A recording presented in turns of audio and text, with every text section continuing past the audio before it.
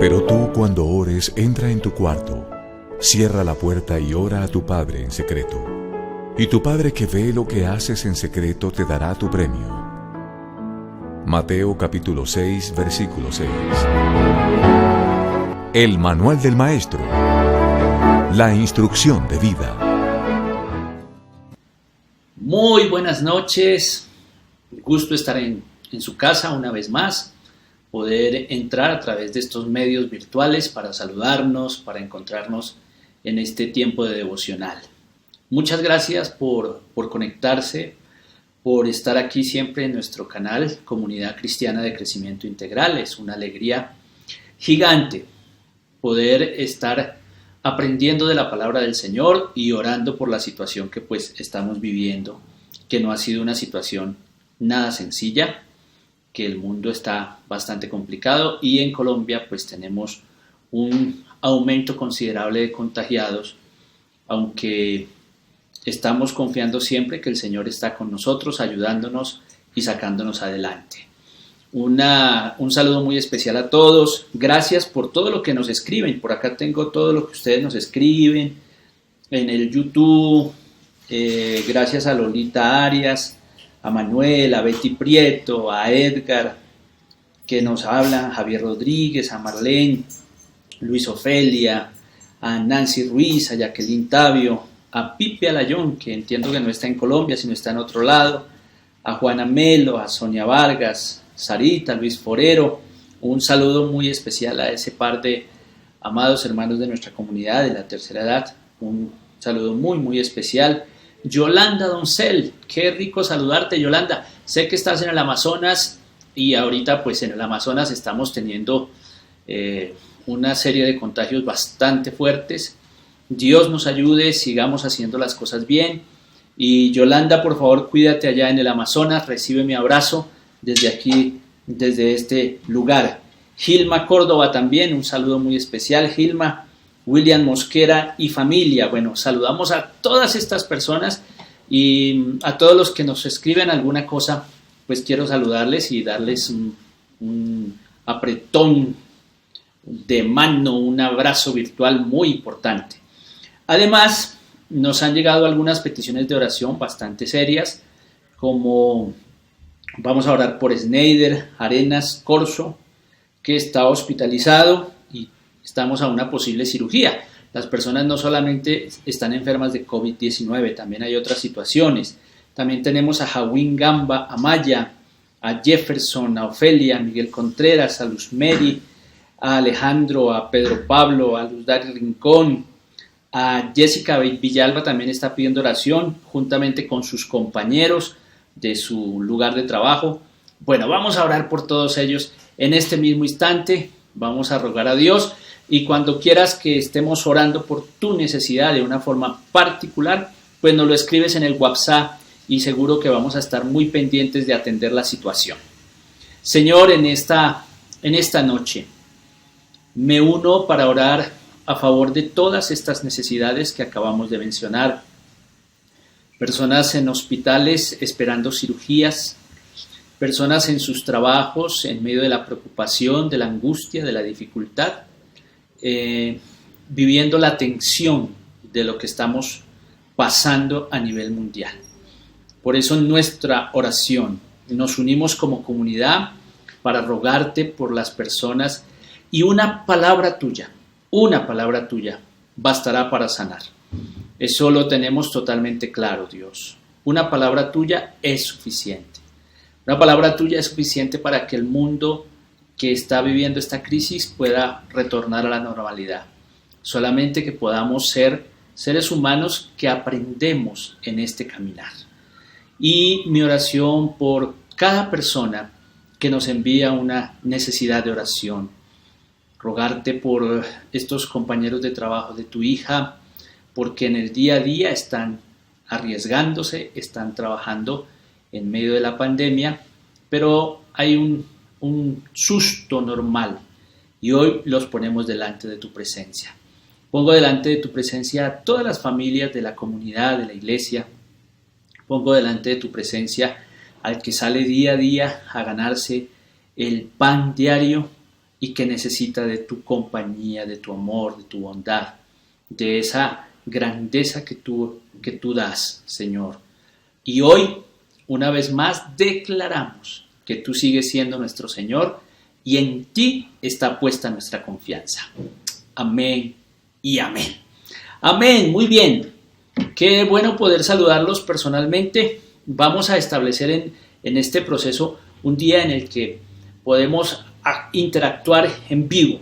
Compartimos, oramos, damos nuestra impresión y bueno, podemos hacer muchísimas cosas porque esta interacción es muy valiosa y ustedes saben que pues nuestra comunidad tiene como uno de sus grandes valores la fraternidad y la inclusión. Entonces nos hace falta vernos, nos hace falta saludarnos y a las personas que nos están empezando a acompañar, pues bienvenidos. Qué alegría que están con nosotros, no solamente aquí en Colombia, sino en el extranjero o en cualquier ciudad, pues les hacemos una cordial invitación para que se unan a esta iglesia virtual y formen también parte de nuestro caminar con Cristo. Vamos a estudiar la palabra del Señor. Como ustedes saben, ayer empezamos un tema muy importante que es el tema de la fraternidad y estamos tratando de descubrir un poco en dónde se nos dañó ese proyecto tan hermoso que Dios creó en los orígenes y cómo se nos fue traspapelando. Ayer iniciamos con Génesis capítulo 4 y es el texto que vamos a seguir utilizando, el texto de Caín y Abel. Recordemos un poco que Adán y Eva han salido del paraíso y Eva entonces tiene su primer parto, que es el de Caín, y ella dice: por la ayuda de Dios, la voluntad de Dios, tengo ahora un hijo. Eso fue una alegría inmensa. Luego aparece Abel y le pone un nombre un poquito extraño en el significado, como soplo, como un proyecto frustrado. Entonces, mientras Caín tiene semejante nombre, pues Abel tiene otro nombre. Pero cuando nace Abel, suceden cosas importantes y es que aparece la hermandad que es el eje central de todo este pasaje. Los 16 versículos nos van a hablar de hermandad y el eje central, el tema central es ¿dónde está tu hermano? Y allí descubrimos que cuando nace el otro aparece la diferenciación. Vimos 3 diferenciaciones ayer. La diferenciación cultural, el uno era pastor de ovejas y el otro siguió el camino del papá y se volvió una persona de campo, cultivaba. También aparece la diferenciación cúltica. El uno ofrece vegetales y frutos al Señor y el otro ofrece animales, sacrificios de animales, pues evidentemente porque cada uno representa un pueblo de la antigüedad, los pueblos agrícolas o los pueblos nómadas del pastoreo. Esos son los dos tipos de cultos y se nos introduce algo que me parece supremamente interesante y es también una aceptación de Dios sobre lo que cada uno ha ofrecido. La Escritura dice entonces, vamos a Génesis capítulo 4, la Escritura dice que Caín, que en el versículo número 3 dice que pasó el tiempo y un día Caín llevó al Señor una ofrenda del producto de su cosecha y también Abel llevó al Señor las primeras y mejores crías de sus ovejas. El Señor miró con agrado a Abel y a su ofrenda, pero no miró así a Caín ni a su ofrenda. Lo que empezamos a descubrir en el día de ayer por otras traducciones es que no es que Dios haya rechazado la ofrenda de Caín, como muchas veces lo hemos tenido en nuestra cabeza, no. Le agradó menos.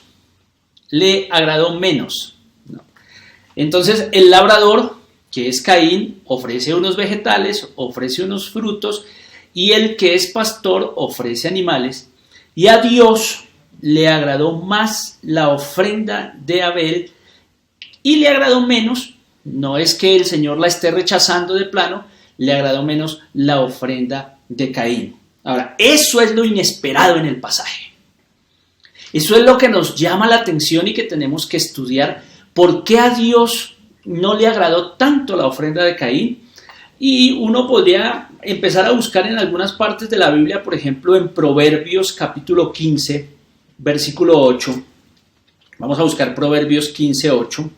Dice, el Señor no soporta la ofrenda de los malvados, pero recibe con agrado la oración de los justos. Entonces, por este pasaje de Proverbios uno diría, bueno, entonces hubo algo de maldad en Caín que a Dios no le estaba agradando por completo y que hizo que prefiriera a Abel. Pero entonces uno tendría que preguntarse, bueno, ¿cuál es el pecado que tiene Caín? Porque la Escritura sí directamente no nos lo descubre. Bueno, pues la respuesta la vamos a empezar entonces a buscar. Volvamos a leer ese versículo 3 que dice que pasó el tiempo y un día Caín llevó al Señor una ofrenda del producto de su cosecha y también Abel llevó al Señor las primeras y mejores crías de sus ovejas. El Señor se fijó, miró con agrado a su ofrenda, pero no miró a Caín y a su ofrenda con agrado. Entonces aquí ya viene como una respuesta interesante.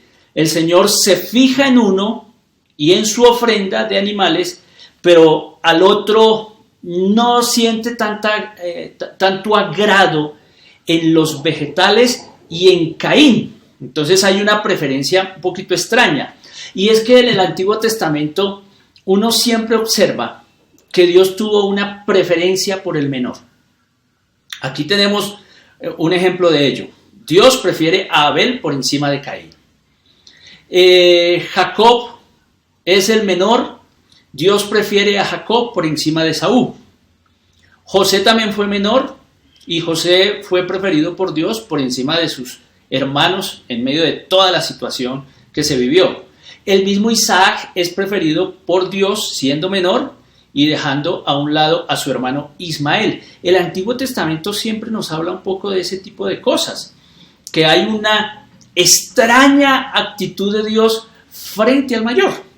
Y eso que para tiempos antiguos la primogenitura era de una valía impresionante, que el primogénito era lo más importante, pero por encima de ese concepto de primogenitura y de la importancia del mayor, está Dios que aparece y que puede cambiar los papeles de algún momento, como lo hemos visto con estos ejemplos, ¿no?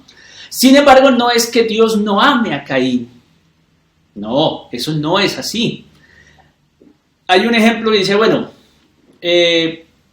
Pedrito es un hombre muy alto porque mide 1,90, pero aparece otro y dice, no, Pedro no es alto, el alto es el hermano porque mide 1,95. Mire que uno podría decir, bueno, con esta comparación es más o menos el sentido del texto en el que Dios no está rechazando. Es más, hay algunas pesquisas en el texto que nos dejan entrever que el Señor le dedicó más tiempo a Caín que a Abel. ¿Sí? Cuando Caín se va enojando por esto que ha pasado con el Señor, Dios aparece para dedicarle tiempo, para evitar que cometa locuras, para evitar que albergue en su corazón un sentimiento que se va a convertir en un sentimiento extremadamente peligroso. Dios le dedica tiempo. Caín no lo acepta de esa manera, pero Dios le dedica tiempo. Ahí está un Dios que sí está preocupado por Caín, que sí está angustiado por lo que él quiere. Y uno dice, bueno, ¿qué es lo que pasa? ¿Por qué arrancan esos males y por qué va albergando ese sentimiento? Un sentimiento tan lamentable que luego va a dar un desenlace bastante doloroso y es lo que va a pasar. Pero queremos dejar de plano entonces que ni Dios fue que rechazara, miró con menos agrado, que Caín fue importante para Dios a tal punto que siendo el regalo por el que Eva hizo semejante algarabía y semejante felicidad, Dios también le dedica tiempo a Caín cuando percibe que su corazón se está desviando de lo que Dios quiere. Eso es clave. Y no es que el Señor lo haya amado menos, por el contrario, no, le dedica tiempo, solamente que se agradó, como un extraño fenómeno del Antiguo Testamento, donde Dios aparece a veces prefiriendo al menor, como si fuese al más frágil, que al mayor. La Biblia en el Antiguo Testamento no nos descubre un poco ese fenómeno, pero uno podría pensar que es como el más frágil, como el que necesita de Dios. En alguna oportunidad, escuchando a uno de los teólogos de la liberación, Gustavo Gutiérrez, explicando una expresión, la opción preferencial de Dios por los pobres, lo explicaba de esta manera. Él decía, bueno, una familia tiene 2 hijos y uno de ellos nace discapacitado. Si este que nace discapacitado, a juntos los aman por igual, al que está bien y al que nació con alguna discapacidad.